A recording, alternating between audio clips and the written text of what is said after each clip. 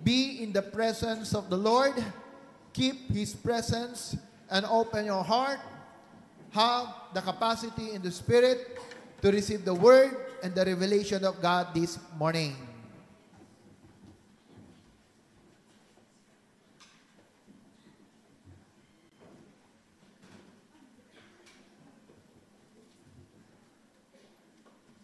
Last week, Sunday, I do believe na marami po sa atin ang nabitin sa mensahe. Dahil for the first time, hallelujah, natapos po tayo ng 10:30 a.m. Amen? Marahil ang iba ay nasiyahan, ngunit nakita ko sa kanilang muka na parang tila ba nagkulang. Amen? At dahil po tayo ay nabitin nung nakaraang linggo, please allow me to extend a bit of our time today, no, that I may be able to share with you the message of the Lord for us, especially in this season of Christmas. Amen? Dito po sa kapanahunan ng Kapaskuhan. Alam niyo, minsan, we are singing songs, or madalas, may mga awitin tayong inaawit, but in reality, we don't understand the meaning. May mga kanta tayong kinakanta. No? I will try na by the wisdom and guidance of the Holy Spirit, nawa, ma-explain ko sa inyo ito ng Tagalog. Alright? No? So, may mga awitin. Kapares kanina po yung tinagalog natin. We just sing song, but we don't understand. I realized kanina, yung kinakanta natin, it's not the right translation ng Tagalog. Yung then sing my song, anong nakalagay doon? Kaluluwa ko, pinupuspos mo.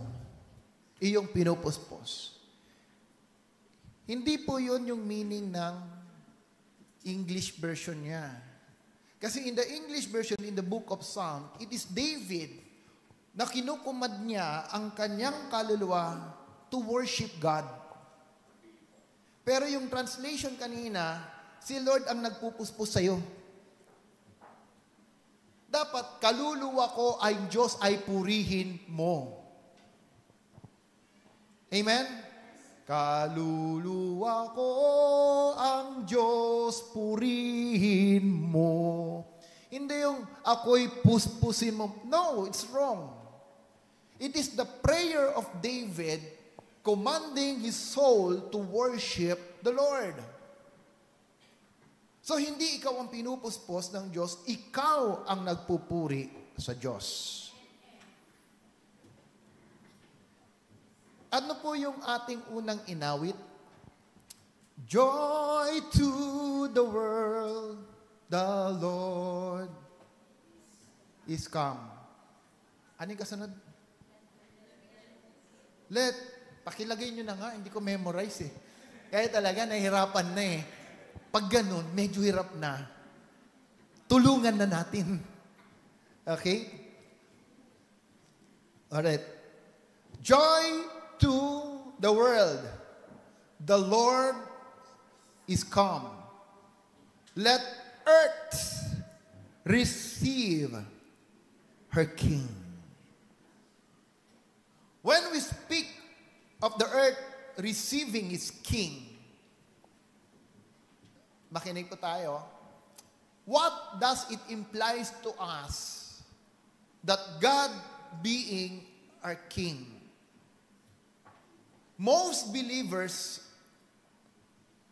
na stuck sa paniniwala na si Kristo, although hari ng buhay nila, yung kanilang pananaw, hindi na po naalis sa kaligtasan. Every time you speak of Christ as a King, we connect it to the word salvation. True or not? But the true spirit of substance of a king is more than just being saved, more than just the grace and mercy of God. That's why even as we celebrate Christmas in a very traditional and ritual celebration founded by our old belief and culture. When you imagine Christmas celebration, immediately what you foresee is about gift, Christmas tree, at yung Belen. Amen? Yan yung ating unang nai-envision pagdating sa Kapaskuhan. That's why, at this season, ano po yung sinimulan kahapon? December 16. Simbang gabi. At ilang araw po ang simbang gabi? 9. What is the true reason? Bakit ang karamihan ay nais kumpletuhin ang simbang gabi?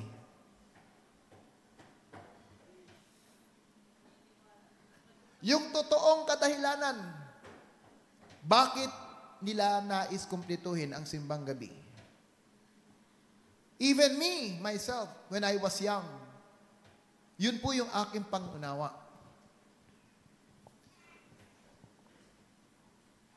Bakit?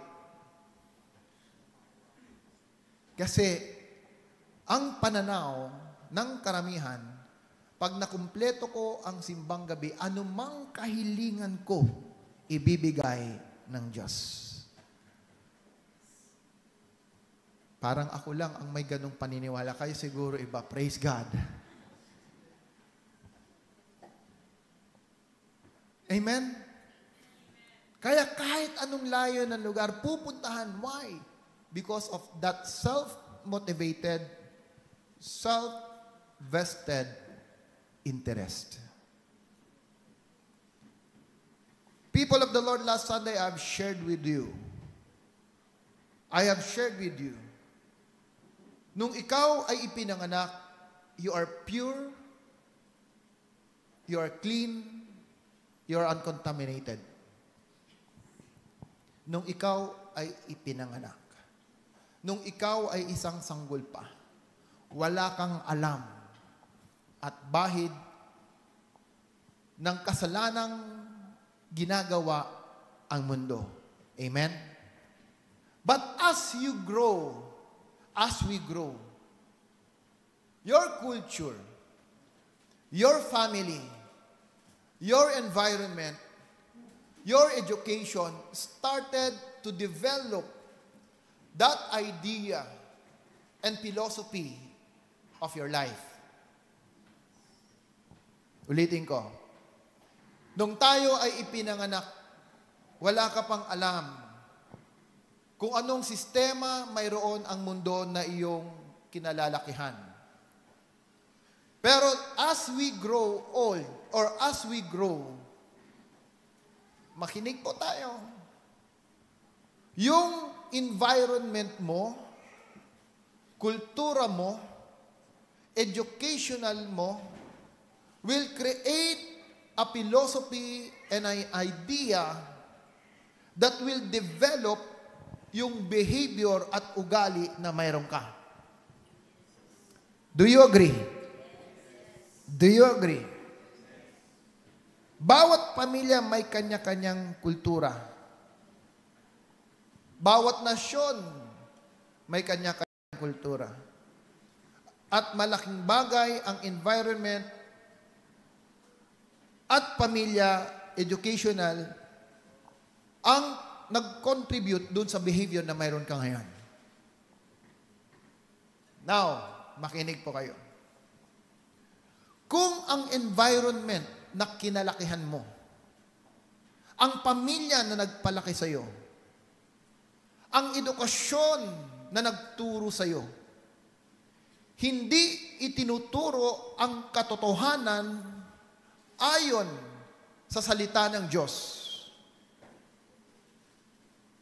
then, tayo ay lumalaki sa pilosopiya at kasinungalingan ng mundo. You are living a life of lie.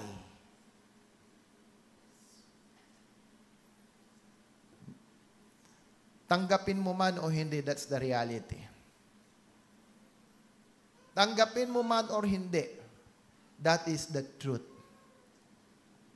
If your childhood, yung kabataan mo, yung teenagers lives mo, yung young adult mo, lumaki ka sa isang kultura, isang katuruan, isang environment that are not founded in the truth of the Word of God, then you and me are living in a lie.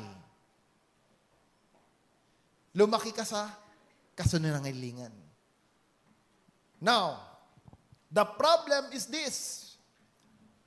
Even though it's a lie, kahit yan ay kasinungalingan, dahil yan ay naituro ng matagal, and it influence your reality, it influence your mentality, it influence your ideology, your philosophy, that wrong and lie for you, no matter what other people will say, it is always right.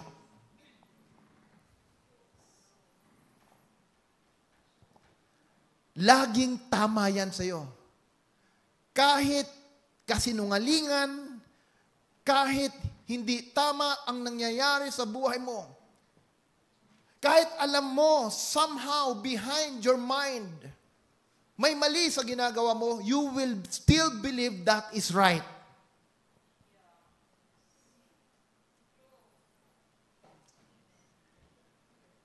And if that is right for you, people of the Lord, remember this. Walang negatibong kaisipan ang mag-produce ng positibong buhay.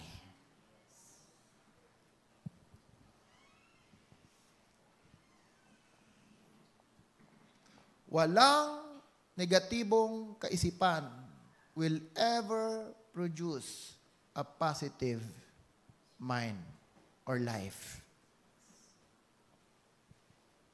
That's why everything starts in your mind. Lahat magsisimula sa kaisipan. 2024 is coming. Huwag ka nang magsulat ng New Year's resolution. Ang tanungin mo muna, yung isusulat mo ba na pagbabago, may katotohanan or yan ay kasinungalingan? Watch out. Because even as you write resolutions, if the very foundation that you have is wrong, no positive resolution will come to you. They're not. Kung ang pundasyon mo mali, kahit maglagay ka ng resolution, yung pundasyon na mayroon ka will dictate the kind of New Year's resolution that you have. Amen? Pansinin nyo, lahat ng New Year's resolution, walang pagbabagong nakasulat sa ugali. Puro pagpabala, majority ang mayroon dyan. Wala kang makikita na ang priority ay ang Diyos, kundi lahat pang sarili lang. Amen? That's why it's a challenge for us. God has reminded us, you have the authority God has given you. You have that inherent authority to change and transform yourself, to change and transform your life. And in this series, we will be taught that hindi lang authority ang ibibigay ng Diyos, He will also empower you. Christmas is a reminder that the reason Jesus came to this world is to bring back that empowerment to you and for me. Amen? That's the true substance and essence of Christmas. that you and me will live a life of truth and not in lies.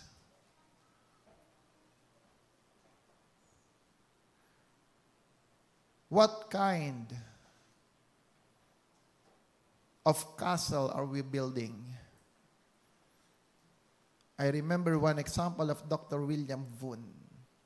Ano bang kastilyo ang iyong binubuo? Yan ba ay kastilyong yari sa bato o kastilyong buhangin?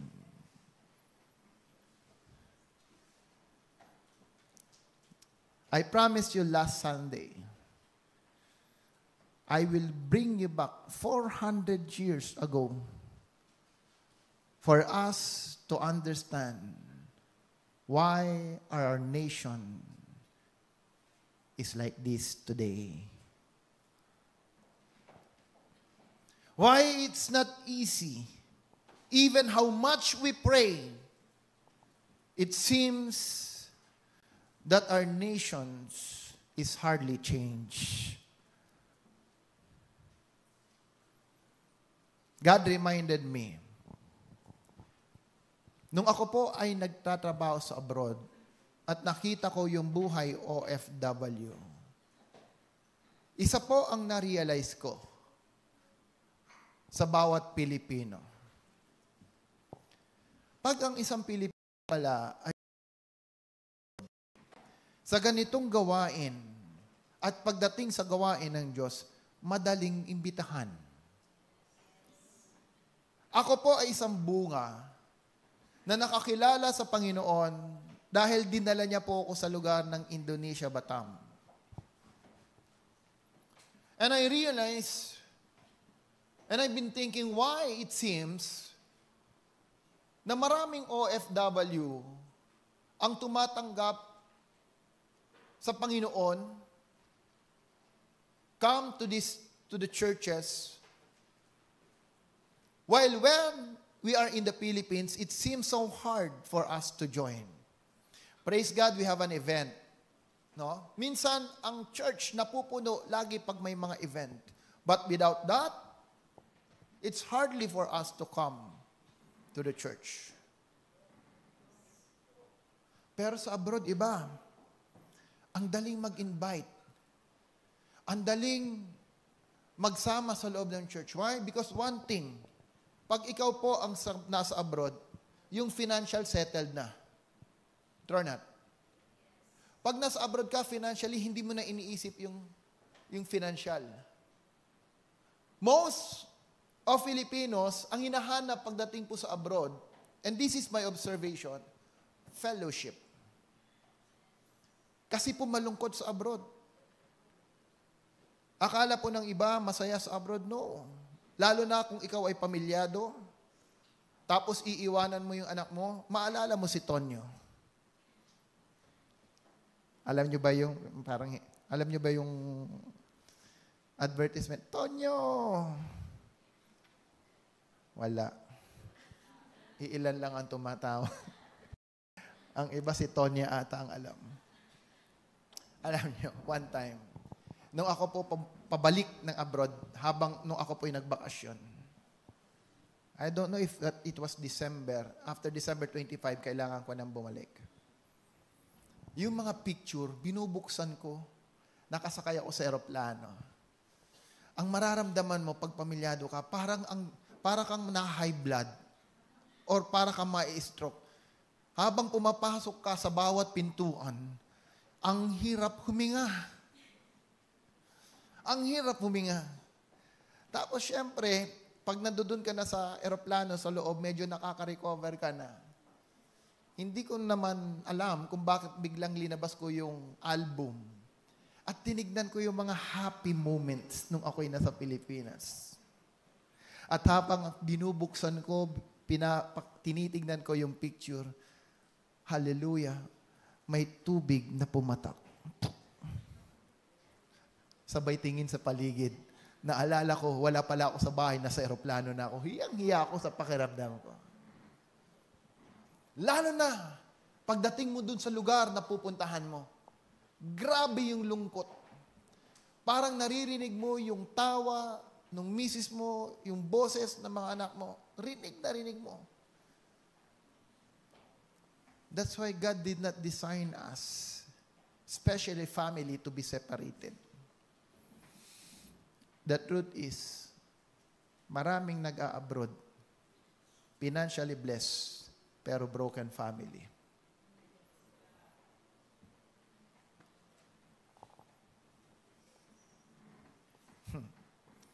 Do not give the enemy a foothold. Hindi po abroad ang solusyon sa problema mong financial at pamilya mo.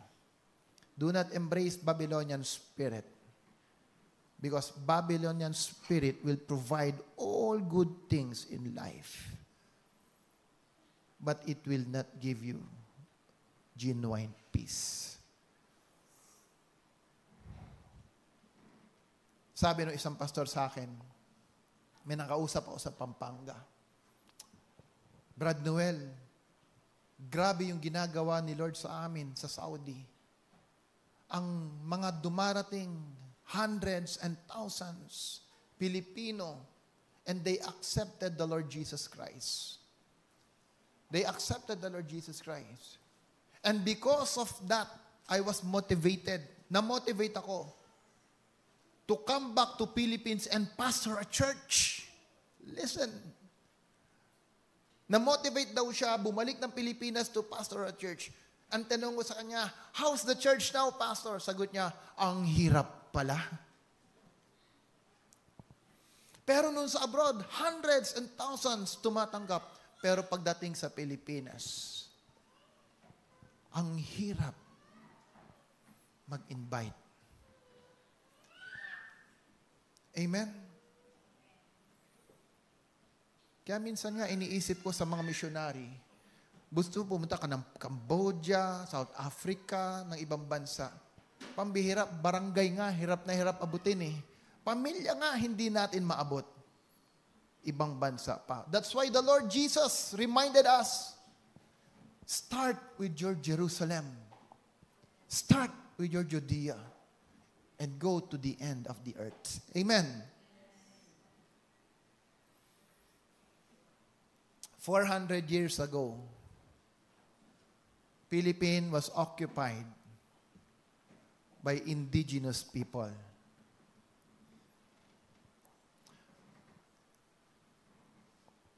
Makinig kayo, medyo history to, yung magagaling ng history dyan.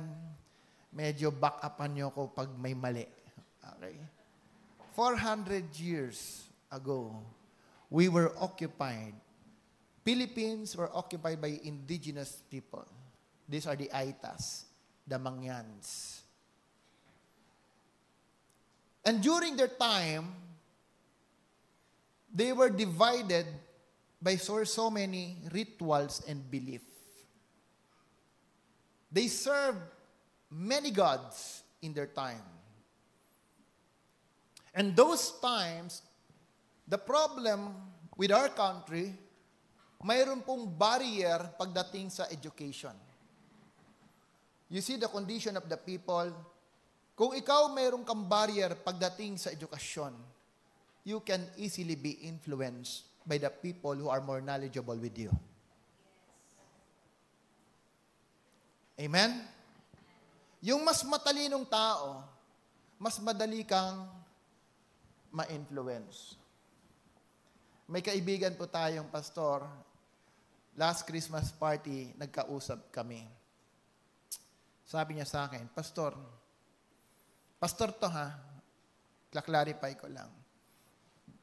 Nung siya raw po ay bata pa, sa province ang kanilang bahay, ang layo sa syudad.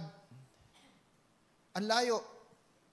At dahil ang tatay niya ayaw siyang ma-influence ng mga kamag-anak na manginginom, ilinagay sila sa isang lugar na kung saan malayo maging sa kanilang pamilya. At dahil ganito po yung sitwasyon ng kanilang buhay, at pag ikaw ay nagkasakit, ang hirap pumunta sa hospital, siya po ay natuto at nainganyo na mag-aral ng albularyo. Pastor, naging albularyo ka? So, oo. Kaya pala minsan iba pakiramdam ko sa'yo. It's true. It's true. At tumagal ang panahon, nagamit po niya, may gumagaling naman daw. May gumagaling talaga. Until such time that he realized and he had an encounter with the Lord. At nung na-encounter po niya ang Panginoong Diyos, iniwan niyang lahat to. And he's now one of the leaders in their community. What I'm trying to say, people of the Lord, again, it just prove that your attitude and behavior, our philosophies and idea, is greatly influenced by the culture environment na kung saan po tayo ay lumaki. Ayaw mo man or hindi. Ayaw mo man or hindi, it will influence you. Amen? Going back further, there was a man, a boy, raised up in an unfriendly family, at ito po ay battered child. No? But because this child grew up with such mentality in his life, belief na siya ay tinawag to bring back the glory of Rome,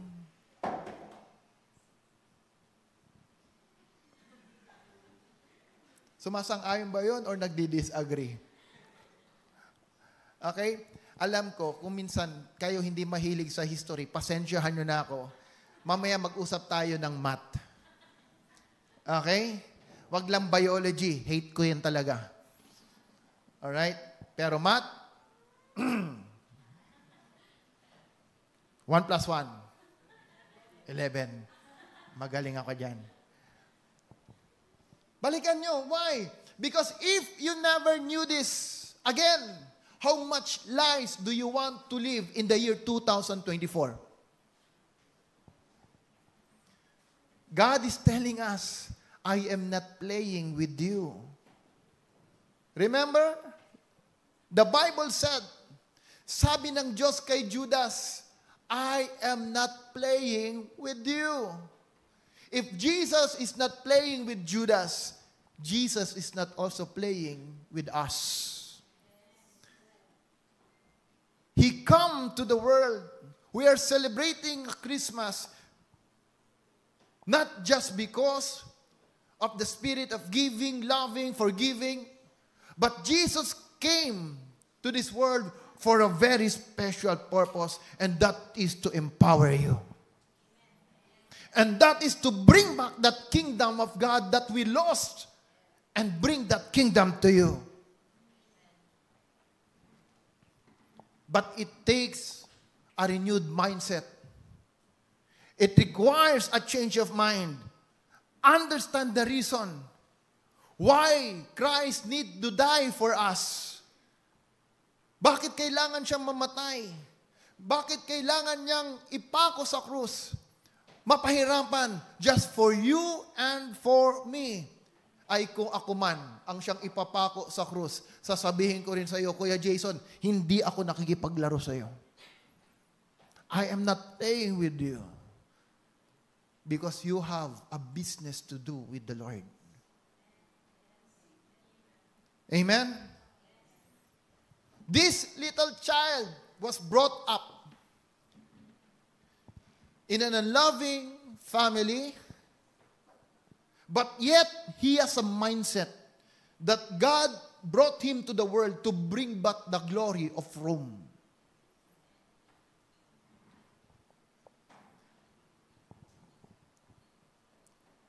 And who is Rome? Rome was the most powerful kingdom that ever exists on earth. Rome occupied majority of the Europe. during his time. Listen, people of God. When Rome tried to colonize the nation, listen, pagdating sa Greece, they never destroyed the book of Greek. They maintain and read the philosophy and the idea of the Greeks, but maintain the power of the Roman soldier. Okay, ha? The power of a Roman soldier, but the philosophy of the Greek. Aristotle, Plato, Socrates. And one of the philosophy that the Greece has during their time, they are the one who created democracy.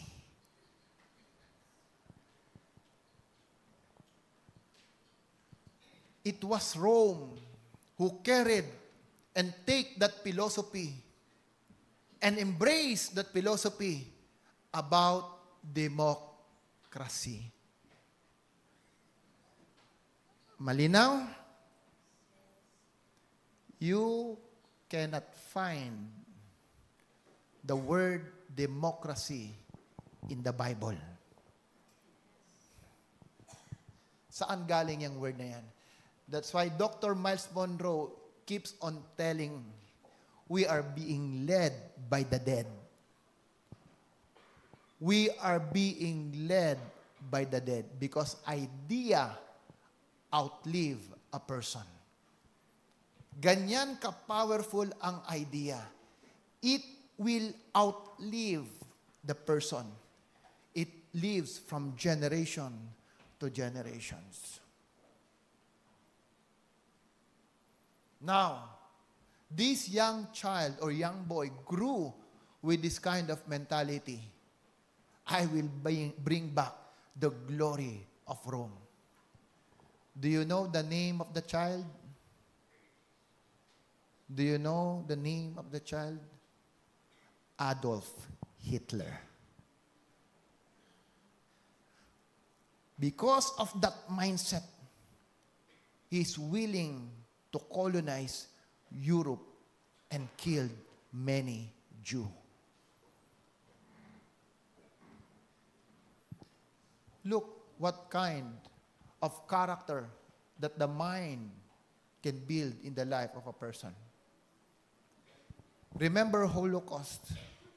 Ito po yung panahon na napakaraming pinatay ng Hudyo sa Germany. Gusto niyo manood kayo yung mga documentary niyan? Grabe yung time na yan. How they destroyed and killed every human. Come the Roman Empire. They are the strongest empire that ever existed. The problem is this. The problem is this. No matter how great and strong you are, when contamination, corruption enters your life, you will be destroyed. Gaano ka man kalakas, ka-powerful, when you allow corruption, contamination, sin to enter your life, you will be destroyed. Do you know that Rome was led by Caesars? Rome was led by Caesars.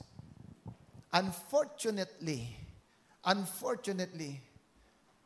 12 out of 14 Caesars are homosexual. Makinig kayo.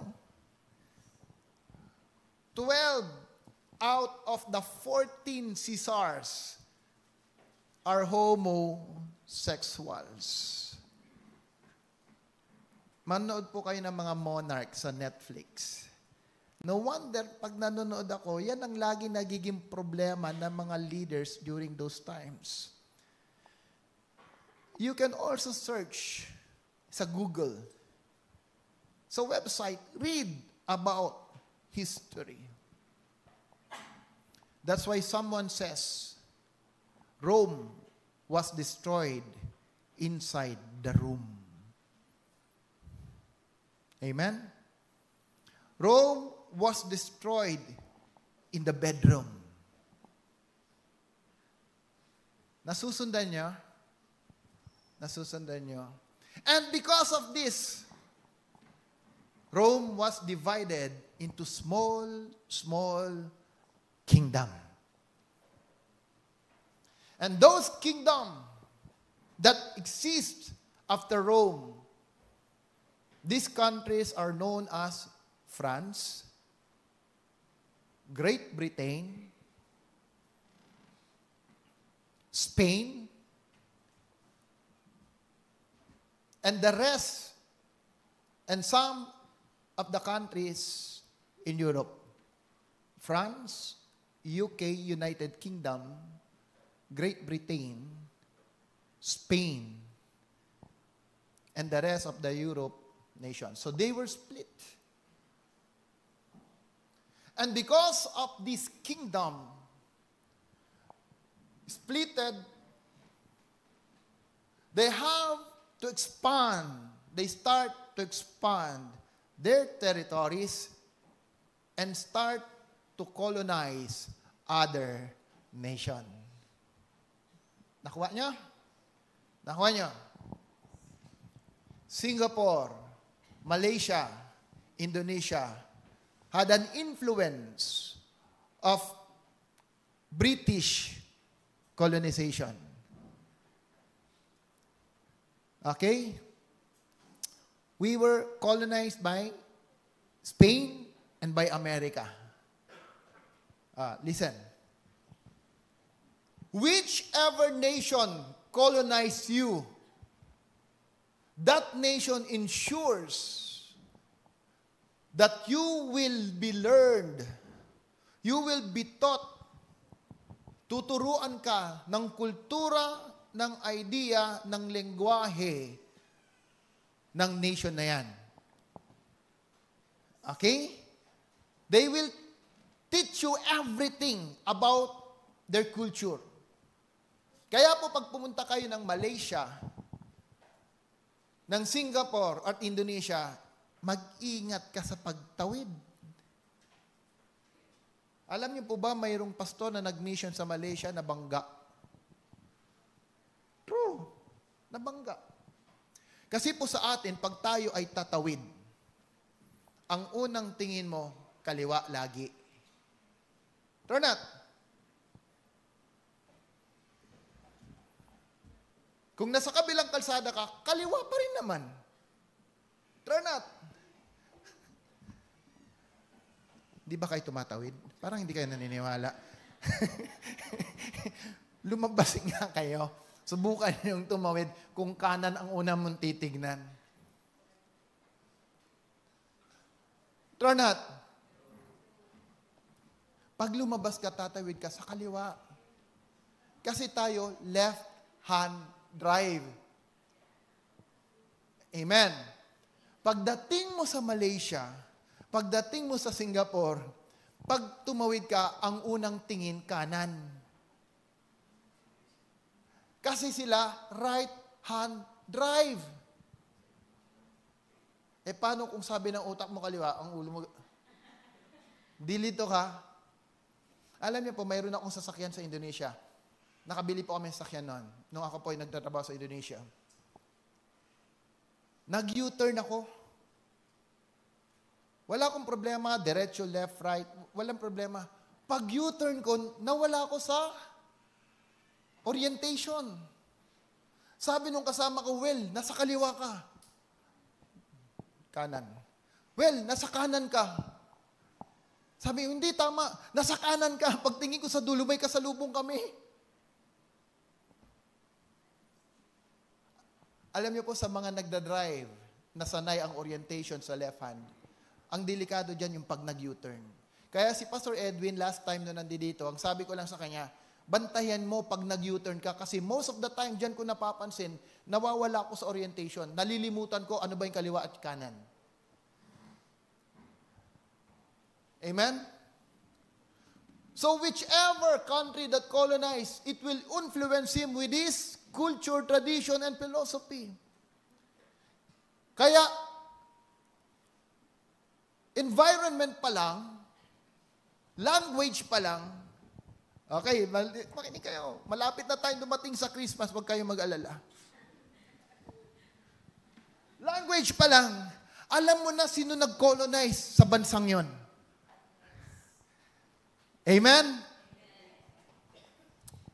Now, Spain colonized our nation. Kinorek pa ako ni Tatay Lando. Kaya sasabihin ko, approximately for 300 years. Ang Amerika, 40 years lang tayo na-colonize.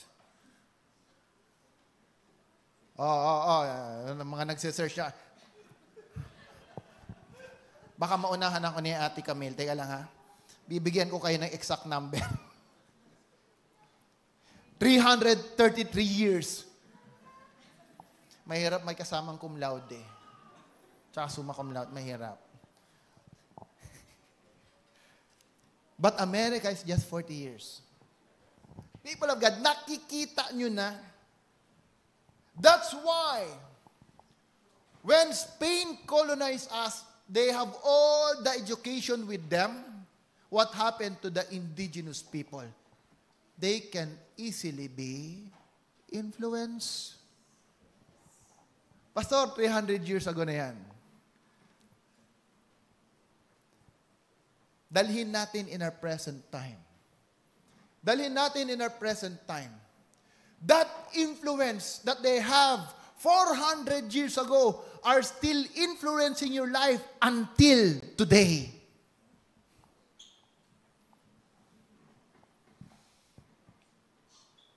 If you are serious about your future, you should be serious about your past.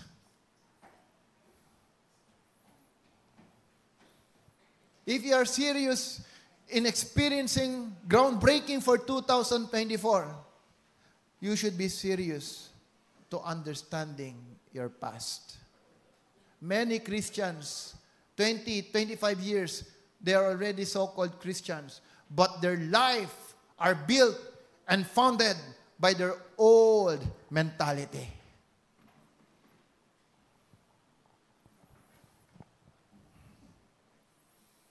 No wonder, nahihirapan tayong i-influence ang bansa. Kasi yung mga dapat na tinawag ng Diyos na mag-influence, they are not living the kingdom life.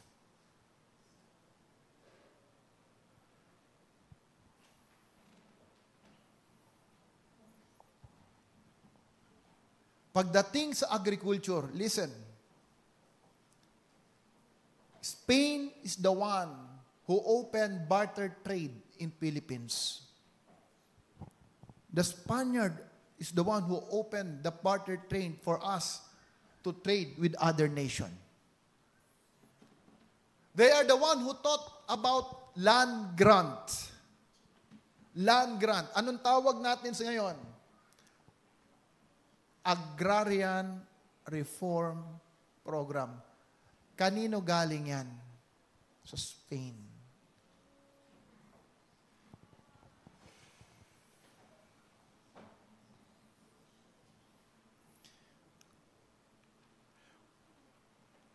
When it comes to political system, Spain was the one who taught and raised up leaders in every local government. They are the one who provide the system to have leaders in every local government. Anong tawag natin?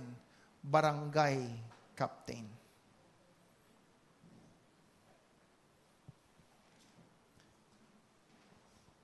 Pagdating sa architecture, Alam nyo naman na lahat ng ating mga national shrine, yan ang mga tourist attraction sa ating bansa. Ang isa pong national shrine na mayroon tayo, yung Don Bosco Church. Kaya pag hindi natin pinanalangin ang ating barangay at sinama ang barangay, we are being stronghold in the spirit. Sa ibaan, yung church na mayroon dyan is considered as a national shrine. Turn out, yung malaking simbahan dyan, it's a national shrine. All the architecture sa vegan, yung pinupuntahan po yung lugar, kaninong design, yung architecture naman, it's Spain. Yes. Most of the tourist attraction that we have are influenced by Spain. Ang Intramuros, bakit hindi sinisira yan? Because it reflects the history of this nation. Amen. Fort Santiago. Tayo pumupunta lang doon, pero hindi natin alam ba't tayo pumupunta. We don't realize what is the effect of this architectural in our life. Amen. When it comes to culture, look at this. The education, religion system greatly influence our mentality. University of Santo Tomas, La Salle, Saint Scholastica.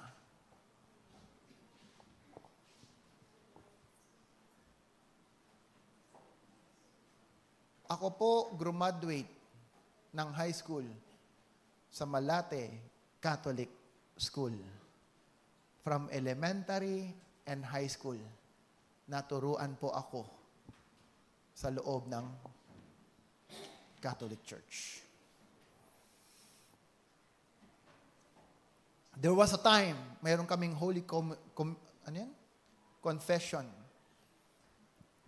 Ang lamig sa loob. Tinanong ko yung mga kasama ko, anong ginagawa?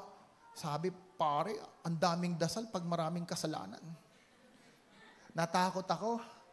Sa dami ng haba ng listahan ko, binawasan ko na. Kasi hindi ko alam yung ibang prayer. That's true. That's true. Your language has been influenced. Your language has been influenced by Spain. Yang sa tabi mo, anong tawag mo dyan? Silya. Mata. These are Spain language. Amen. Ano pa? 1, 2, 3, 4, 5. These are Spanish language. Now, listen here. Listen here. When it comes to leadership,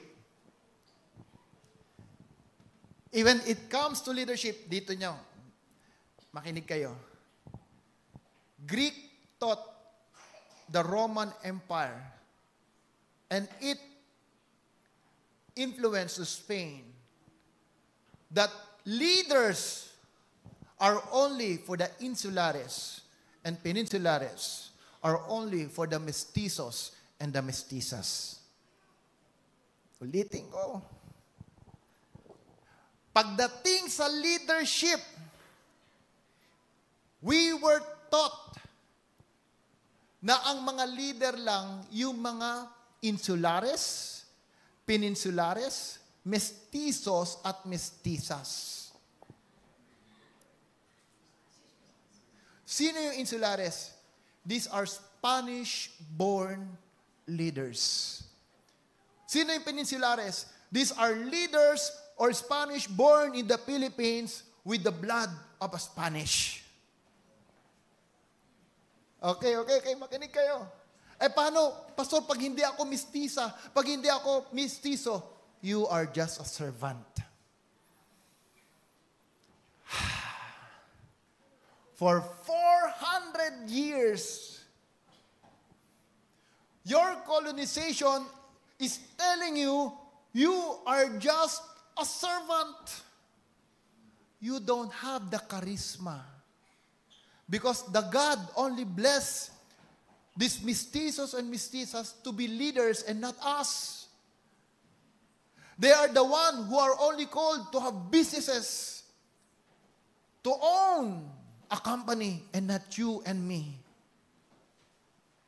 That's why your mentality, our mentality, rather than thinking that I have the authority and I am a leader, anong isip po natin? I am just an employee. I am just a servant. Kaya po, ano ang naituro sa atin ng dating pananampalataya, mas mahirap ka, mas banal ka. Huwag kang magpakayaman kasi walang mayamang umaakyat ng langit. Oh, that's true or not? That's why our thinking, our mentality, we live a life of mediocrity because we believe that leadership, empowerment is not our calling.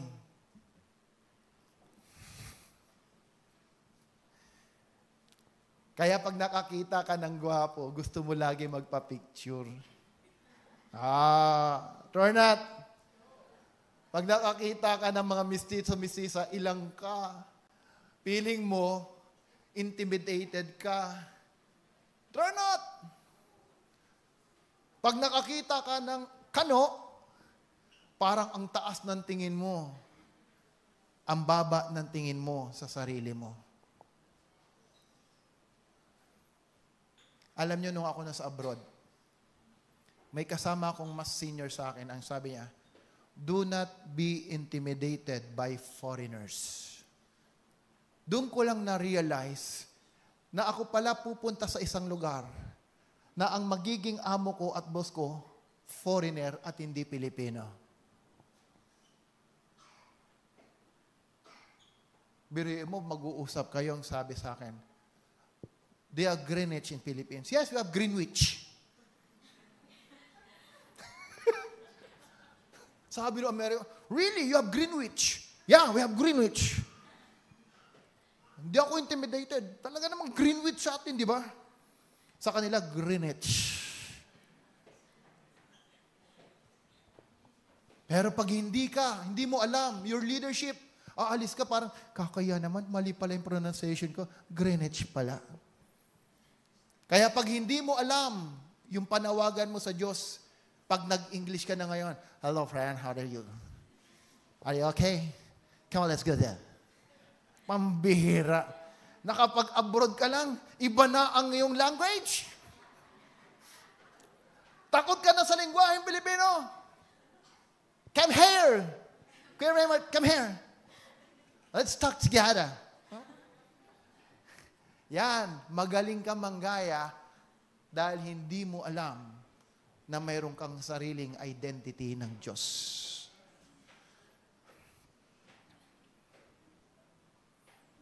Alam niyo ba, sa totoo lang, mas nakakayang mag-English sa Pilipinas kaysa sa abroad?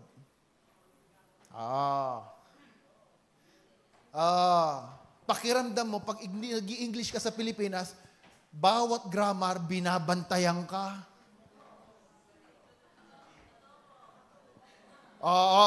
Sabi, let's be honest, come on.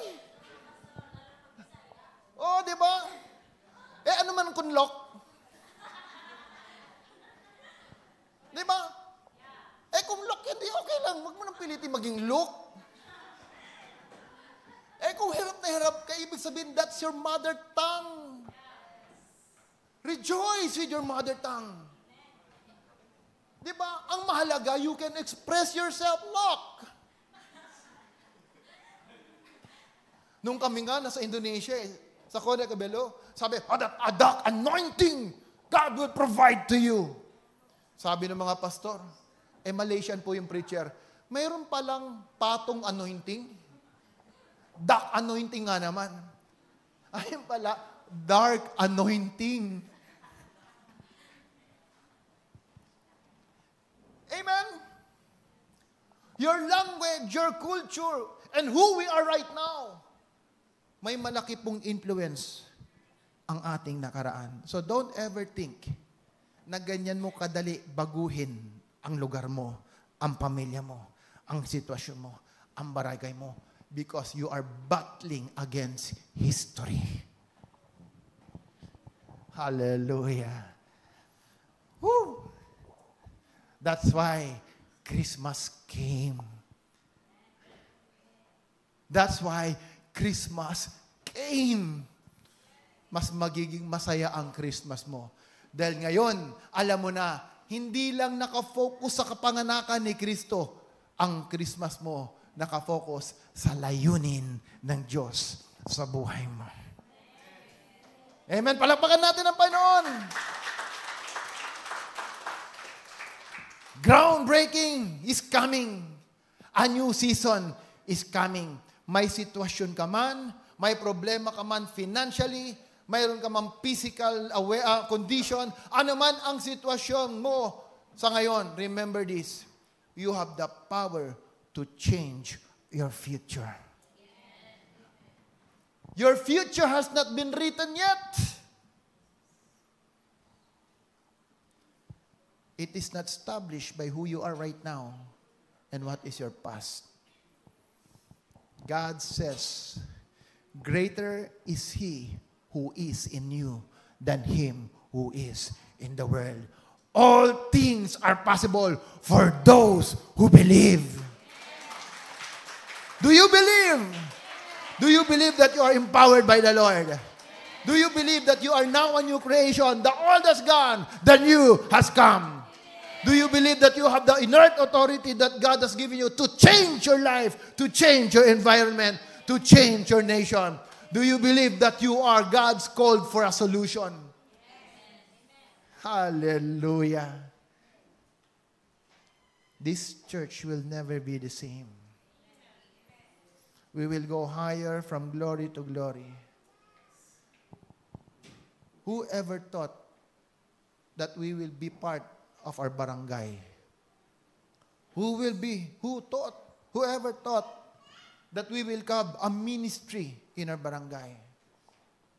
Whoever thought that Singapore will open to us that we can learn masteral for leadership? Whoever thought that Singapore is now open for every woman of this church to go and fly to Singapore to be trained by wise women in ministry? God is doing something great. But we need to believe. We need to act. We need to secure. We need to possess. Amen? Okay lang, I'll extend. Okay lang, ha? Christmas naman ngayon. Bigyan nyo na ako ng Christmas bonus. Parang Christmas bonus. Di ba? Yun sa mga Facebook ay naririnig ko yung mga sumasayaw. So, give me a Christmas. Dahil mahalaga po ito. Mahalaga to. Now, you know the history. Do you know the most important person in a country that colonized a nation? My question is this. Do you know the most important person in a country who colonized a nation? Ang makakasagot, may premyo na kaagad, galing sa bulsa ni Ate Aina. Who is the most important person in that time?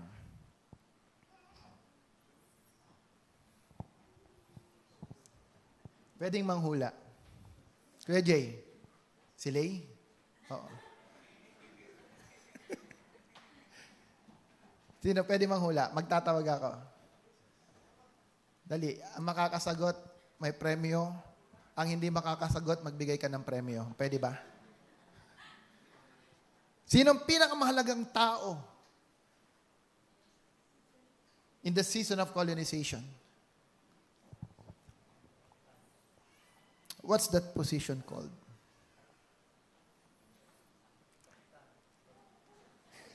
Kapitan. Mahilig manood to ng Captain Marvel. Mali. Ate Lay, paki-collect. Yung donation ni Kuya Jay. Sino pa? Kulang pa yung donation. Si Kristo, ito isang relihiyoso. Kolektahin din, additional donation. Sino pa? Ha? Family? Sino yung sumagot nun? Dagdagan natin yung bisita ni Ate Roselyn. Okay. Exercise your authority, your leadership. Bakit ka nahihiya magkamali? Ito na nga yung training ground. Yeah. Ikaw. Dalawa ng collection ni Ate. The most important person or authority during that time is the governor. It is the governor.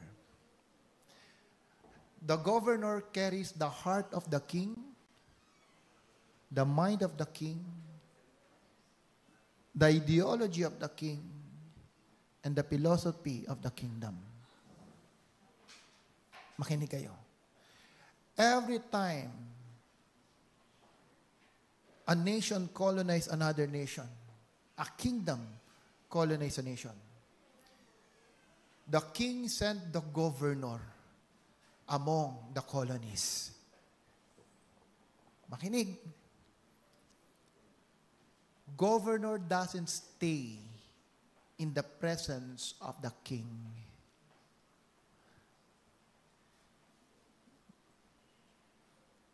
Though they were trained, they were sharpened, they were taught to understand the philosophy, the culture, and the language of the king. The moment the nation colonized another nation, the job of the governor is to be in the place of the colony. Malinaw? What is the function of the governor? To teach the people the culture of the colonizing nation. Malinaw? Ang layunin ng gobernur, ituro sa mga tao, baguhin ang kaisipan para malaman at maisabuhay ang kultura, ang lengguwahe, ang filosofiya ng isang kaharian na nag-colonize sa nation na yon. Malinaw? Malinaw. That's why, church, remember this. When Jesus came to the earth, He's not bringing any religion.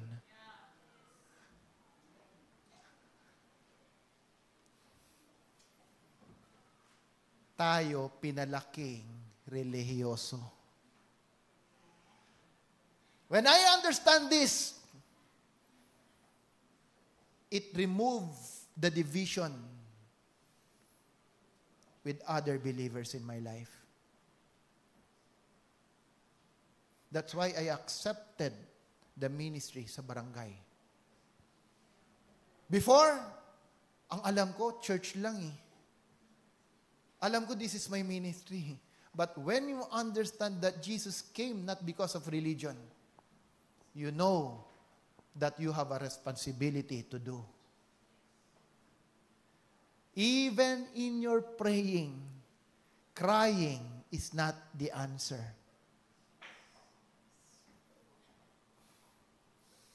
Kahit magpasulupasapay ka pa dyan, kaiiyak, labas uhog at lahat, walang mababago until you learn what's your life purpose.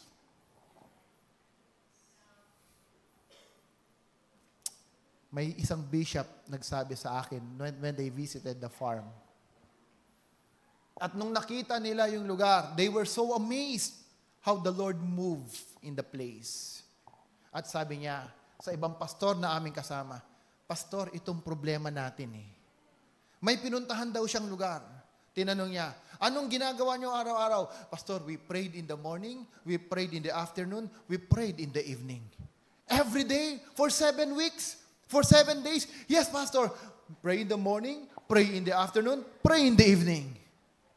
How's your life? Ganon pa rin, walang pagbabago. Nothing changed. Why? Because praying is not enough until we learn what is the purpose of prayer. Do you know that when you pray, you are opening heaven for God to move here on earth? But when God moves here on earth, He needs someone to colonize the world. Again, Jesus came to the earth not because of religion. Kaya tama na, alisin na natin yung pagiging relihiyoso.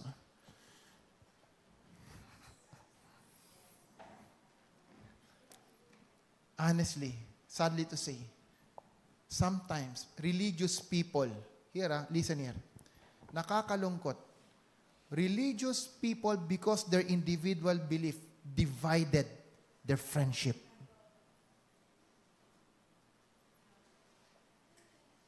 True not. Kaibigan mo na. Dahil magkaiba lang kayo ng belief. Pati yung friendship nyo, nasisira. Hindi nyo ba alam, ako mayroon akong kaibigan, ibang mga relihiyon.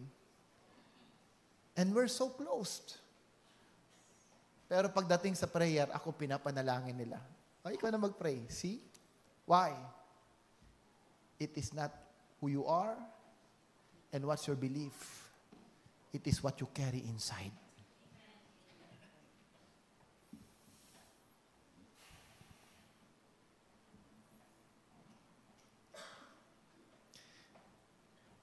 Please, stay with me. Isaiah 9:6. Magsisimula na tayo. Hallelujah. Sabihin mo sa iyong katabi, sa wakas. Kuya, huwag kang madadala, ha? Yung mga bago, huwag kayong madadala, ha? Sabihin mo sa katabi mo, sa wakas, magsisimula na.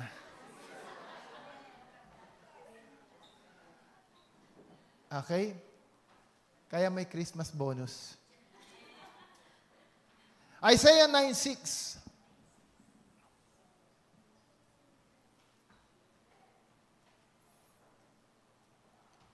For a child will be born to us. A son will be given to us. And the government will rest on his shoulder. And his government will rest in his shoulder. When Jesus came, he is bringing a new government.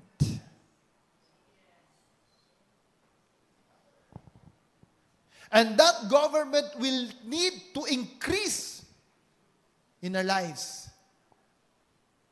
And that government is called the kingdom of God.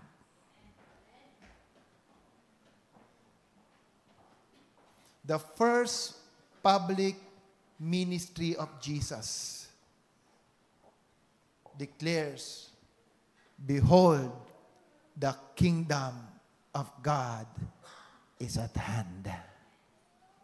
People of God, when you understand that Jesus came because of the kingdom, you will realize when you sing that He's a king, there is a purpose. There is a colony that is taking place with your wrong mentality. Joy to the world, the Lord is come. Let heaven receive her King.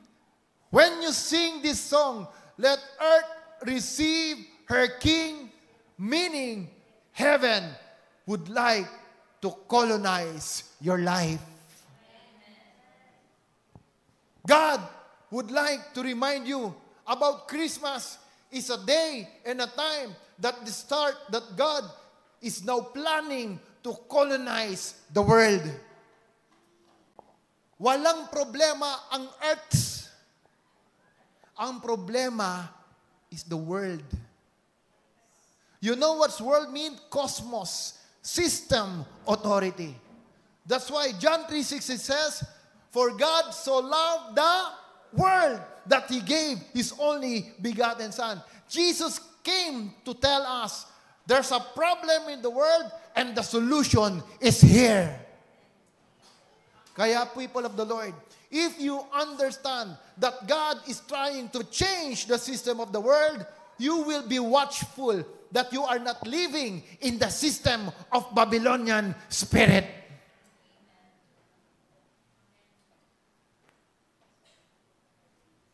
You will understand the significance of church in your life.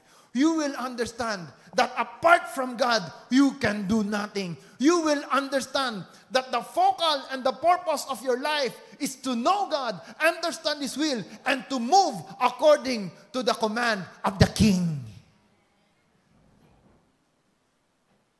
When you pray, "Thy kingdom come, Thy will be done on earth as it is in heaven," you are functioning now, not in a democratic mindset, not in a democratic government, but you are starting to live in a kingdom colony.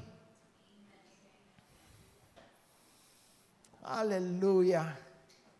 When you live in a kingdom environment, you need to abide to the law of the King.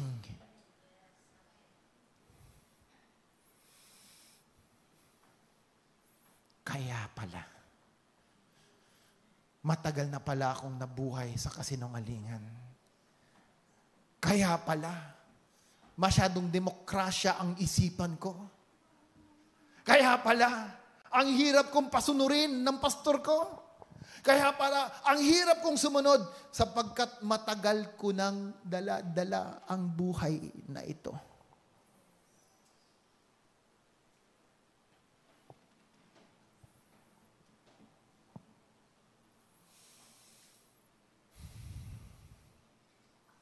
Keys to empowerment.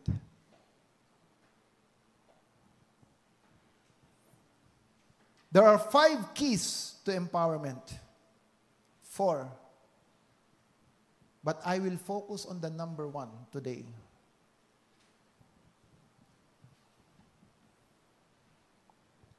That number 1, people of God,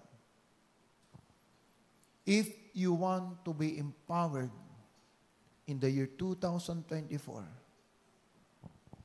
ensure to operate within the anointing of the Holy Spirit.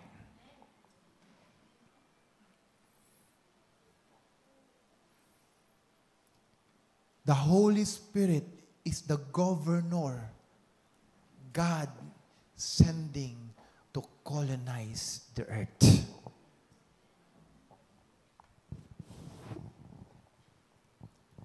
Listen here. The Holy Spirit is a person. He is a person. He is the most important person in your life. In our life. The Holy Spirit is not a smoke. It's not a feeling. It's not a mist. The Holy Spirit is not a fire. It's not a clothes.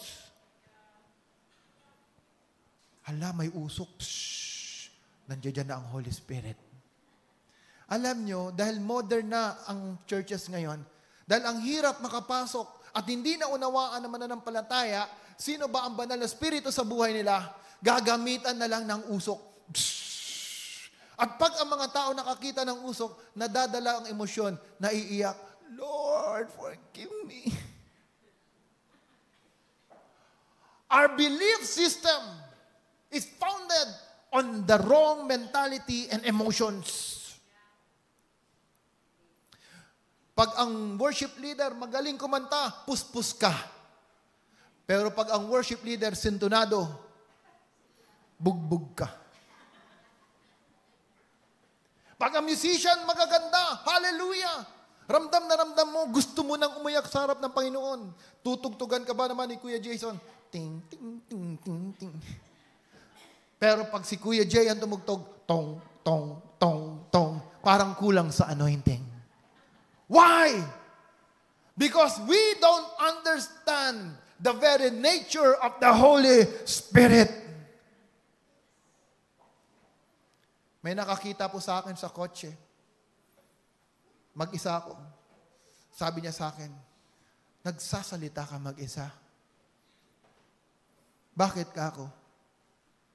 Wala ka bang kasama? Sino kasama mo? Ang Holy Spirit. Nung kami po nag-pray, ang sabi niya, grabe ang Holy Spirit. Nung kanina, lakas tapos yung nawala na. Pambihira, umaalis pala. Alam mo, masyado tayong driven by emotions, feelings, rather than by the truth of the Word of God. God says, I will never leave you. I will never forsake you.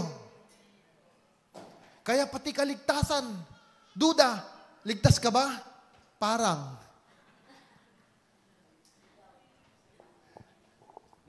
If you don't know the status of your salvation, that's the reason why you don't share Christ to others.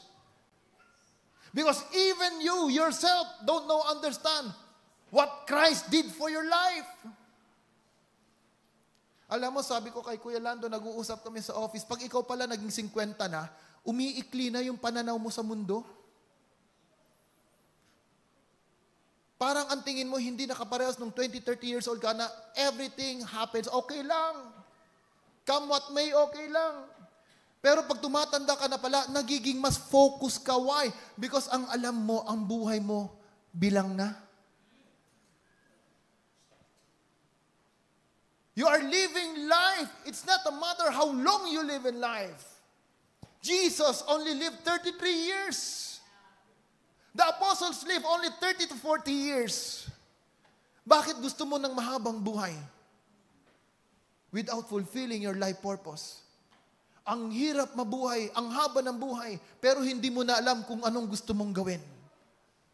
Ang hirap ng buhay, sa umaga paggising mo, anong gusto mong gawin? Magtrabaho, papasok, uuwi. Ganun na lang ba ang buhay mo? God called you for a better purpose. God did not just call you for yourself. There's a world to be colonized. And God is looking for someone to stand in the gap. I am not playing with you, says the Lord. I am not playing with you. But before I can use you, I will send the governor to you. People of God, church is not democratic. Church is living under the kingdom rule.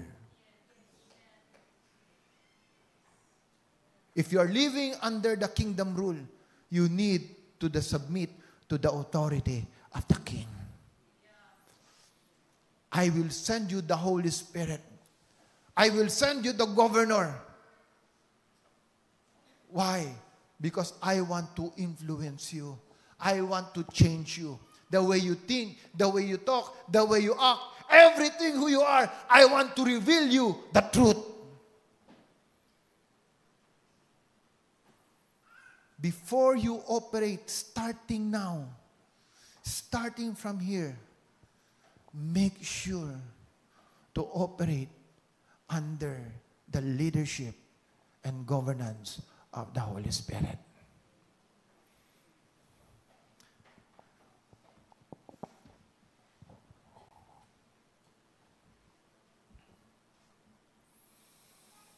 Anong date na ba next Sunday?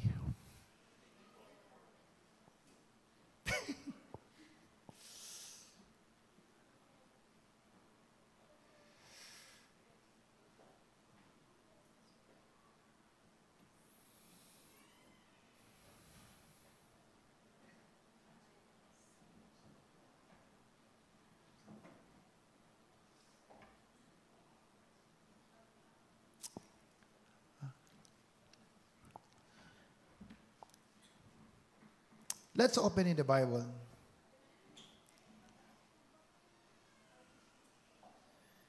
Then I will end it here. But before I end, bibigyan ko kayo ng yung icing of the cake. Pero yung buong cake, next week natin pag-usapan. Kasi sa totoo lang, alam ko naman ang ating tiyan, totoo din. Okay?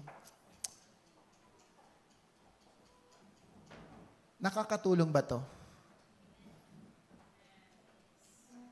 Alam niyo po, nung ginagawa ko to, God brought me back in the year 2022. And I encourage you, people of God. I encourage you. At sabi ni Apostle Paul, I beseech you. I beseech you. God reminded me through a pastor, through a friend, the importance of burnt offering. God reminded me to sustain the fire. And I was brought back in the year 2022 when I received from the Lord, read Leviticus 3. 2022 was the year that I shared to you about worship and about burnt offering. And I beseech you, go back and listen again to the message. Habang binabasa ko, it's so aligned in what God is doing to us today. Again, ang message po nun is about the true worship and about Leviticus 3. It's about the fire. Let's read 1 Samuel chapter 10, verse 5 to 7. Tingnan niyo po ito. After you will come to the hill. Please focus here. Tingnan lang natin. Afterwards, you will come to the hill of God. Now, before we read this was the story about Samuel anointed Saul to be the king of Israel. Samuel already poured the oil on the head of Saul. However, Samuel is telling to Saul, yung anointing of oil doesn't mean that you already have the Holy Spirit. It is just symbolizing the you will be the king of the nation. It is a gesture telling to the people that this anointing empowers Saul to be the king of Israel. Now, but before that, before you can do anything, this is the message. Make sure that you are moving according to the power of the Holy Spirit. Afterwards, you will come to the hill of God, where the Philistine garrison is, and it shall be as soon as you have come there to the city, you will meet a group of prophets coming down from the high place, with harp, tambourine, flute, and a lyre before them. And they will be prophesying. Watch out! Before to confirm, he need to be in the right people who carry the right spirit. People of God, gaano ka man manalanginin, magpasting ka man, pag mali ang environment mo, again, that old nature will remain. Saul was commanded, go and join these people who are prophesying. They are worshiper. Maniwala ka. It's not about the ministry. It's about what you carry and how do you want to be in the presence of God. Judas, remember this, become an effective treasurer of Christ. He was so effective that even the disciple doesn't know what he did about Jesus. Nung inutusan siya ng Diyos, akala ng mga disciple, may bibilihin lang si Judas. Hindi nila alam, hinudas na niya si Kristo. Basahin yung Bible niyo. Ang inisip ng mga disipulo, may kulang sa pagkain at kailangan bumili because he was the treasurer, he has the money. True or not? Even though you are excellent in what you are doing, remember this. It doesn't mean you are fulfilling your divine calling. Before we complete or before we read all the verse, paki-remind mo nga sa katabi mo, Jesus is not playing with you. Ulitin natin. Jesus is not playing with you. O, yung sabi ni Kay, may kasama, Jesus is not playing with you.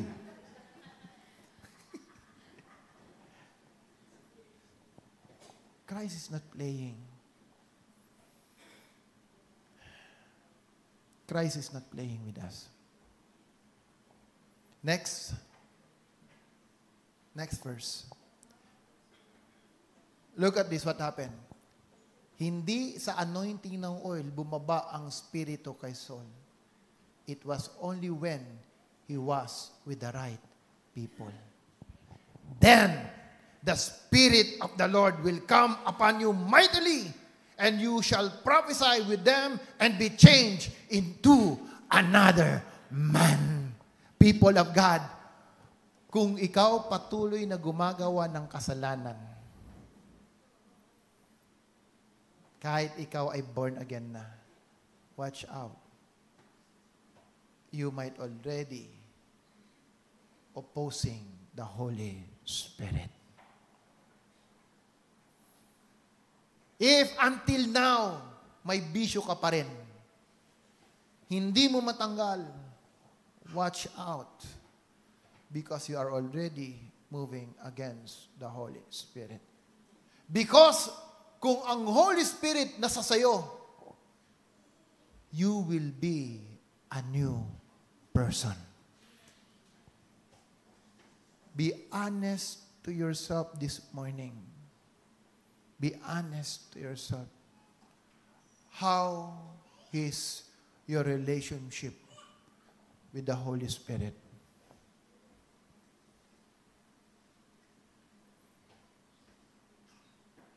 How's your relationship with the governor of the kingdom?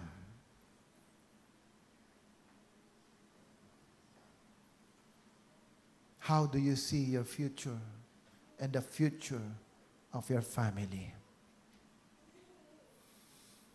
It shall be when these signs come to you. Pag nakita mo na nangyari ito sa iyo, sabi ni Samuel, gawin mo ang lahat ayon sa okasyon. For God is with you. Hallelujah.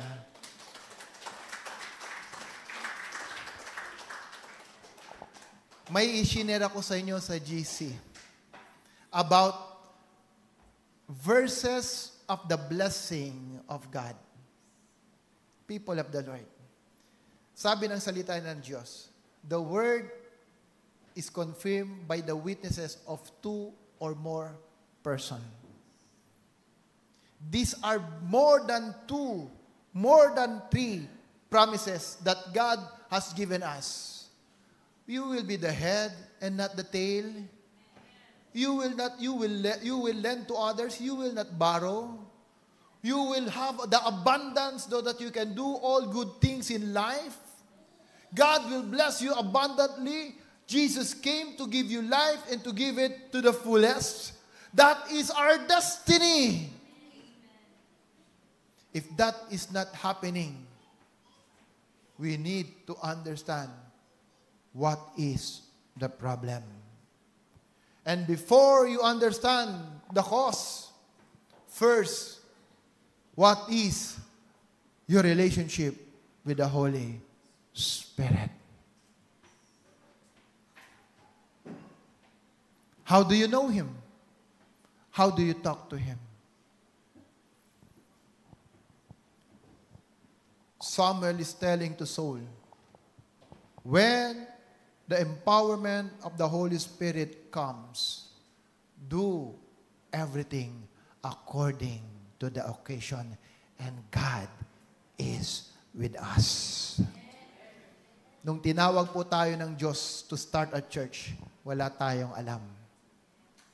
I don't know how to lead people. I don't know how to manage a church. All I know that God has called us to start a church. And when we obey, God was the one who bring people in our midst.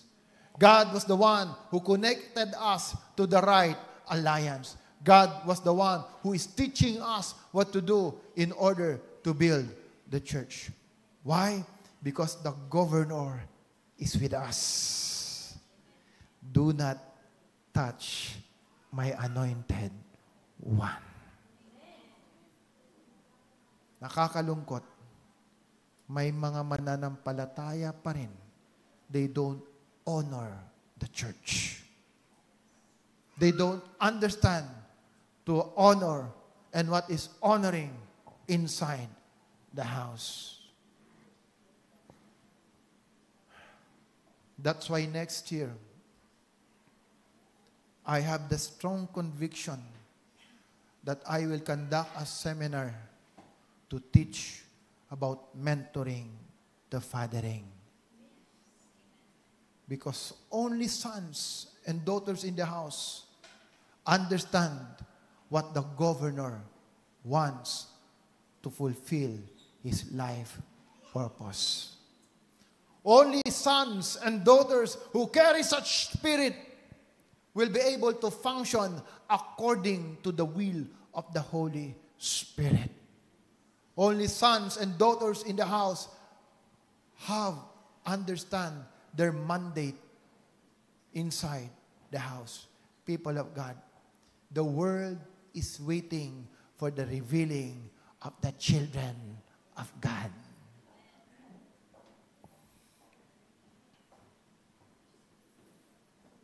Write this down. Write this down.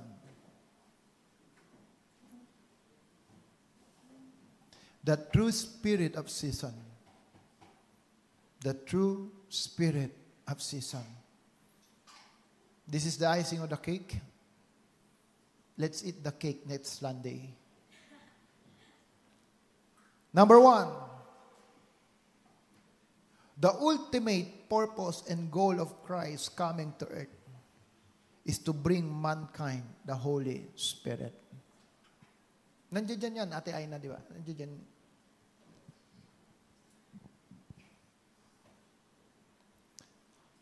Sa conclusion, ito yung conclusion, hindi tapos. Okay, conclusion. All right. The ultimate purpose and goal of Christ coming to earth is to bring mankind the governor who is the Holy Spirit. Number 2, remember this. The most important person on earth is the Holy Spirit. Hindi ang asawa mo, hindi ang anak mo, hindi ang magulang mo, hindi ang kaibigan mo. Hindi si pastor, hindi ang leader ng church. The most important person here, right now, is the Holy Spirit.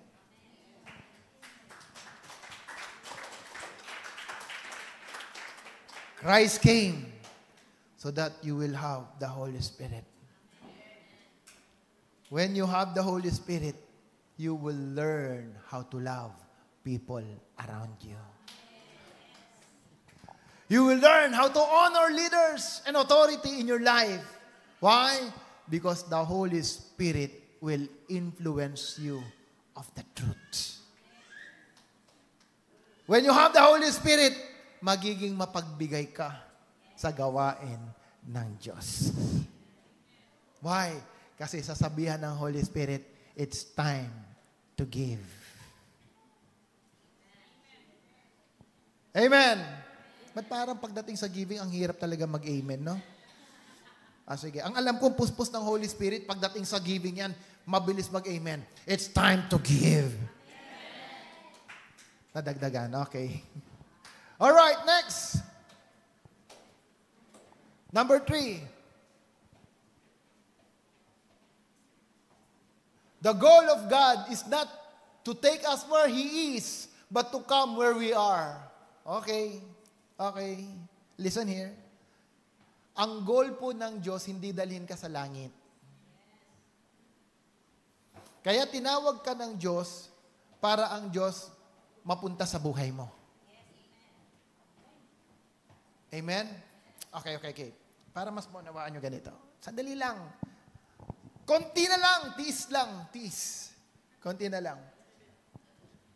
Si Queen Elizabeth may anak. Prince Charles and Prince Henry. Tama ba? Tama ba?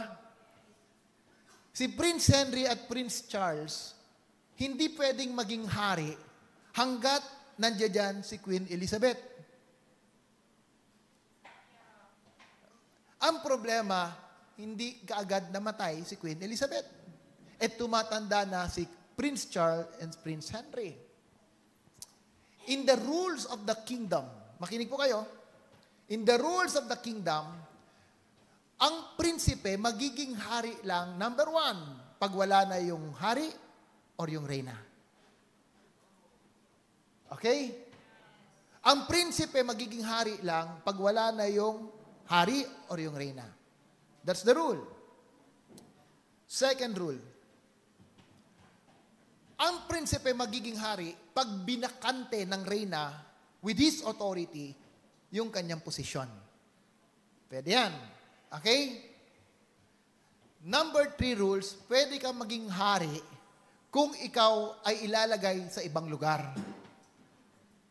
na walang hari. The place colonized by your kingdom, dadalhin kita doon para ikaw ay maging hari. Makinig kayo, makinig, dali. Makinig. Sabi dan, the goal of God is not to take us where He is. Amen. But to bring us where we are. Amen. Now, look at this. Kung ang pananaw mo laging langit,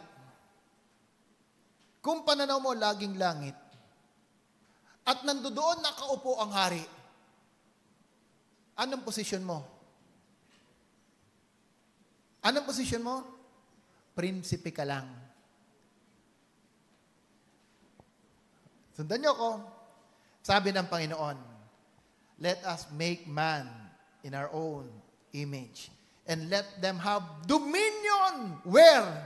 On earth. On earth. That you will have dominion here on earth. Amen. And I will send you the governor who will teach you the culture of the kingdom. Why? Because here on earth, God wants you to be the king. Amen? God wants you to be the king. Bakit gusto ng Diyos ikaw maging hari? Kasi si Kristo ang tawag sa Kanya, the kings of kings. The King of kings. That's why God wants to raise you as a leader and have that authority that you will know that you are king in your own dominion. Pero kung hari ka, dapat dala-dala mo ang puso ng Diyos.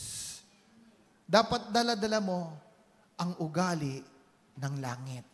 Dapat dala-dala mo ang kaisipan ni Kristo. Dapat masa sayo ang banal na Espiritu. Amen. That's why God did not intend you to go back immediately to heaven. Sino bang gusto mapunta ng langit? Taas ang kamay. Ayaw nyo na? Gusto pa rin natin. Amen. Taas nyo na yung kamay nyo. Huwag kayong mahiya. Sino gusto mapunta ng langit? We all want to go to heaven. Amen. Pero hindi una-unahan. Sila muna. Okay ba? Okay ba yun? Kasi nakakalungkot, ang iba parang nagmamadali. Gusto langit na. Bakit? Hindi na nila alam yung purpose sa mundo. Diba? Pag ang tao sobrang hirap na, Lord, kunin mo na ako. Hindi ko na kaya nangyari dito sa mundo. Hirap na ako, Panginoon. Kunin mo na ako. Hallelujah. Nung gumanda buhay, Panginoon, next time na, okay na ako. Turn not! Nung hirap na hirap ka, gusto mong umuwi ng langit, nung pinagpahala ka ni Lord, di mo naintindihan. Anong sabi mo? Next time na, Lord, joke lang. Amen? May kaibigan ako, ganyan ang panalangin, nung sinisingil na ni Lord, naalala niya. Humingi siya ng tawad sa Diyos. Sabi ng Bible, watch out with the words that you are declaring. Sisingilin ng Diyos yan. Number 4, our intimacy with the Holy Spirit give us the access to call God our Baba Father. Alam niyo, pag ito pinag-usapan natin isa-isa, 2024 na. Hallelujah! Our intimacy with the Holy Spirit give us the access to call God our Abba Father. If you know the meaning of a father, si Kuya Kyle minsan, pag yan umakap sa akin, nako, I love you, Dad. Alam ko na. Alam ko na. Pengi baon. People of God, if God is your Father at may kailangan ka, Panginoon, I need this. You know how to embrace your Father. Pero ang masakit ganito, pag tinignan ka ng Ama at matigas ang ulo mong anak. Pag matigas ang ulo ni Kale, aakap, wala akong pera. True not. Pag inuutusan mo, ayaw sumunod, tapos lalapit-lapit sa'yo, sino kang lalapit-lapit? Di ka nga sumusunod. Amen. Kayo naman, ang gusto nyo, kayo lang, ayaw nyo Diyos. Di ba it's unfair for us? We want to be blessed by the Lord, but we keep on living in sin. Alam mo na mali ang bisyo. Alam mo na mali na hindi ka nagbabayad ng utang mo. Alam mo na mali ang magalit sa kapwa mo. Alam mo na ang mali na hindi ka mag-church. But you keep on calling Him Abba Father. Then you pray, Lord, bless me. It is so unfair, people of God. It is so unfair for the Lord.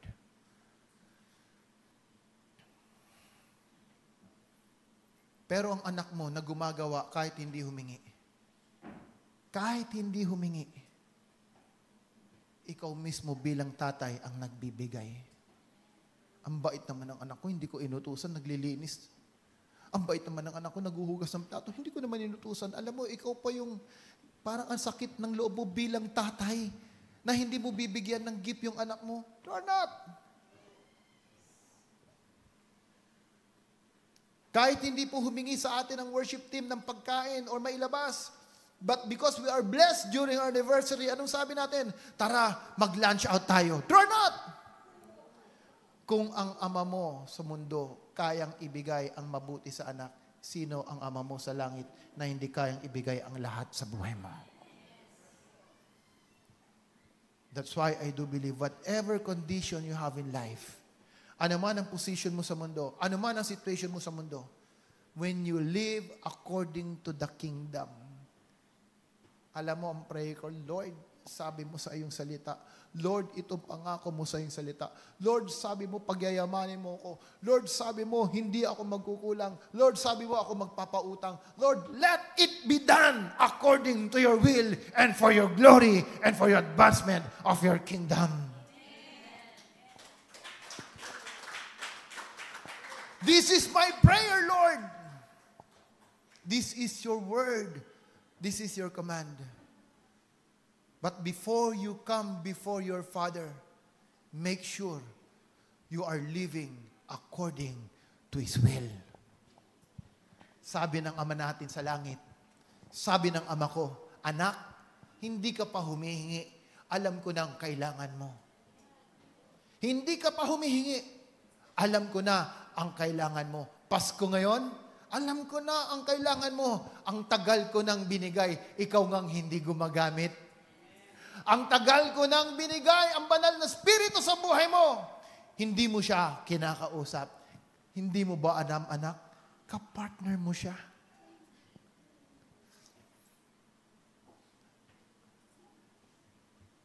Marunong tayo manalangin in the name of the Father, the Son, and the Holy Spirit. Pero tanungin mo ang Holy Spirit, hindi kilala. Sure not. Tanungin mo, sino ang Holy Spirit sa buhay mo? Walang relasyon sa Holy Spirit. Kaya ako, kahit mag-isa, hindi ako nag-iisa. Wala akong kasama, laging nandiyan ang Holy Spirit sa buhay ko. Kaya nga po, nakakatakot. Nagiinuman kayo, sabi mo, Holy Spirit na sa'yo. Ingat ka. Baka biglang sa inuman, dyan ka matumba.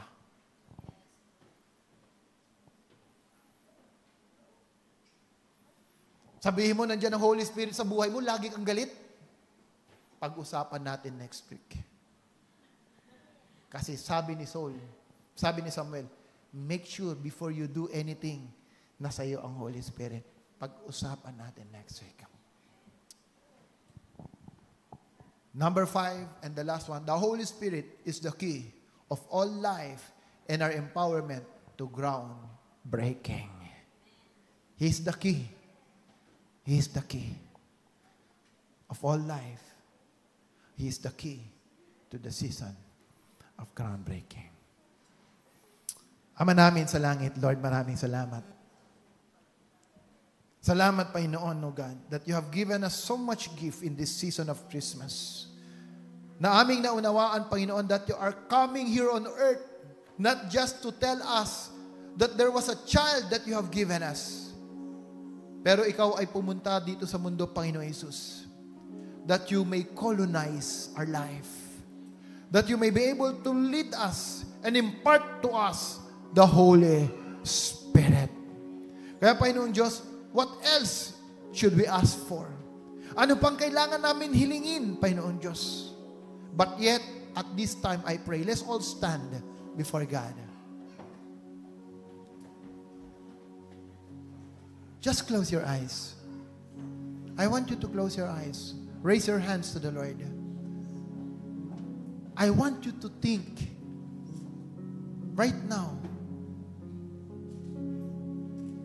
Come into the presence of the Holy Spirit. I want you to think and meditate. How's your relationship with the Holy Spirit? Everyone.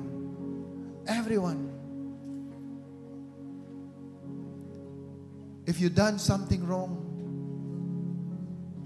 ang Ama natin sa langit, isang mahabaging Diyos. Ang Ama natin ay mapag-ibig na Diyos. If you commit something before the eyes of God, and you want to be restored, you want to be empowered, you want to live a new life in the year 2024, come in the presence of our Father and ask for forgiveness. I am giving you this moment and the time.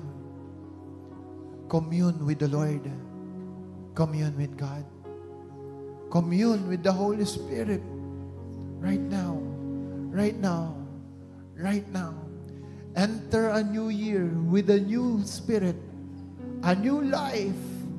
A new goal. A new vision. A new power. And a new strength coming from the kingdom of God. Oh, Kurabasikarababashande.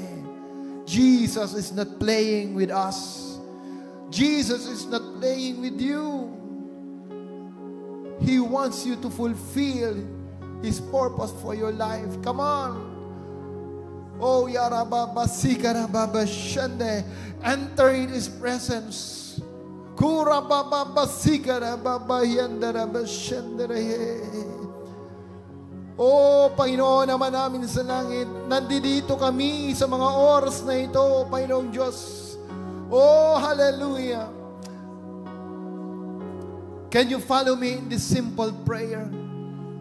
Ama kong Diyos, kami po'y lumalapit sa inyong harapan, humihingi ng tawad sa mga kasalanan, kahinaan, at kasinungalingan ng buhay na aming nalakaran. Sa oras na ito, ako'y nagpapakumbaba, humihingi ng tawad sa lahat ng aking pagkukulang. Panginoong Diyos, patawarin mo ako at puspusin mo ako ng iyong banal na Espiritu. Simula sa oras na ito, hinahayaan ko ang banal na Espiritu ang siyang mangunguna sa aking buhay. Panginoon Jesus, minsan pa tinatanggap kita bilang Diyos, tagapagligtas at hari ng aking buhay, hari ng aking pamilya, hari ng aking trabaho, hari ng aking negosyo, hari sa lahat ng ginagawa ko dito sa mundo. Empower me, God, and give me a new heart, a new mind, as I face a new year. Holy Spirit, fill me now. Fill me now. Fill me more. Fill me, O God. Oh, in Jesus' name, I pray. Hallelujah. Ako na lang mananalangin. Father, in the name of Jesus, nakikita mo ang bawat kamay na nakataas sa inyo sa mga oras na ito, Panginoon. Maging ang sa mga nanonood sa kanilang mga tahanan, O God. Dalangin ko, Panginoong Diyos, O Lord, let the empowerment of your Holy Spirit be with your people right now. In Jesus' name. In Jesus' name. And as the Holy Spirit govern our lives, O God, I pray and ask, let the true and genuine transformation will come upon the life of your people. Oh, I declare in the name of Jesus, as we keep on following you, as we keep on being led by your Holy Spirit, oh God, our future, our new year will be glorious and wonderful, oh God. We are coming, oh God, to declare victory in everything that we do. Salamat, Panginoon. Salamat. Oh, hallelujah. Salamat. Oh, hallelujah. Thank you, Holy Spirit. Thank you, Holy Spirit. People of the Lord, always be in the presence of the Spirit in your life. This is just the beginning, and your journey to a better future and a glorious years is now have started. Thank you, Father, for everything. Thank you for your word. Thank you for your message. Thank you, Holy Spirit. In Jesus' name, amen, amen, and amen.